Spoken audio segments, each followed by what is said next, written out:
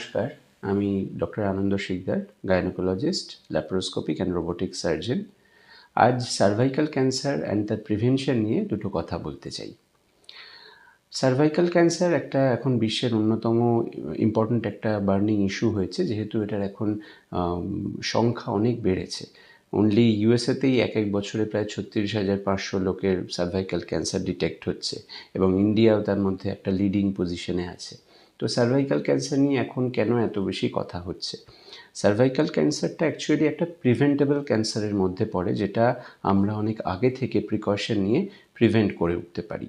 তো কীভাবে এই প্রিভেনশনটা আর কেন এটা প্রিভেন্টেবল হলো না, সার্ভাইকাল ক্যান্সার এমন একটা ক্যান্সার যেটা দেখা যাচ্ছে যে একটা ভাইরাস দিয়ে এটার একটা পজিটিভ এজেন্ট পাওয়া যায়, হিউম্যান প্যাপিলোমা ভাইরাস।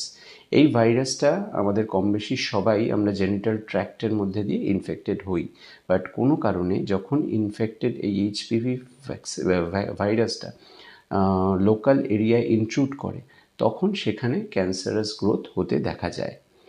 মেনলি সব রকম যে এইচপিভি ভাইরাসের স্ট্রেনগুলো ক্যান্সার কজ করে তা নয়, স্পেশালি 16 আর 18 এই দুটো ভ্যারিয়েন্ট আমরা দেখি যে সার্ভাইকাল ক্যান্সারের জন্য সবথেকে বেশি ভিরুলেন্ট।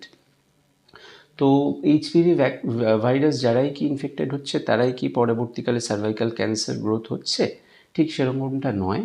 যাদের ক্ষেত্রে এইচপিভি ইনফেকশন হচ্ছে তাদের ক্ষেত্রে দেখা যায় যে এই সার্ভাইকাল ক্যান্সার হওয়ার চান্সটা প্রায় 60% বেশি, রাদার যাদের ইনফেকশন হচ্ছে না। তো আপনি কি করে বুঝতে পারবেন যে ইনফেকশন হয়েছে? ডক্টরস প্রেসক্রিপশন অনুযায়ী বিভিন্ন রকম এখন টেস্ট বেরিয়েছে, লাইক প্যাপস্মিয়ার, এইচপিভি ডিএনএ টেস্টিং। এই টেস্টগুলো করলে খুব সহজেই ডিটেক্ট করা যায় যে আপনার এইচপিভি ইনফেকশন স্ট্যাটাসটা কোন স্টেজে আছে। সেইটার উপর ডিপেন্ড করে এখন আমরা নানান রকম ভ্যাকসিন প্রমোট করছি। এই ভ্যাকসিনগুলো দেওয়া হচ্ছে বেসিক্যালি এই এইচপিভি যে ভাইরাস বললাম তার এই ডেফিনিটিভ স্ট্রেনগুলো লাইক 16, 18 এবং কিছু আরও স্ট্রেনস আছে লাইক 33, 44। এই জিনিসগুলো, এই স্ট্রেনগুলো মেনলি সার্ভাইকাল ক্যান্সারের জন্য ইম্পর্ট্যান্ট।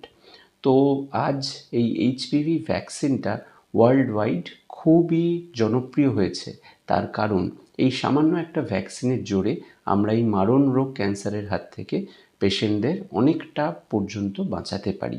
দেখা গেছে যে এইচপিভি ভ্যাকসিন যদি কাউকে দেওয়া যায়, তার লাইফ টাইমে সার্ভাইকাল ক্যান্সার হওয়ার রিস্কটা 60% অবধি কমে যায়। তো সেই জন্যই এখন যে কোনো বাচ্চাদের 9 বছর বয়স থেকে এই ভ্যাকসিনটা দেওয়ার কথা বলা হচ্ছে। শুধুমাত্র মহিলাই নয়,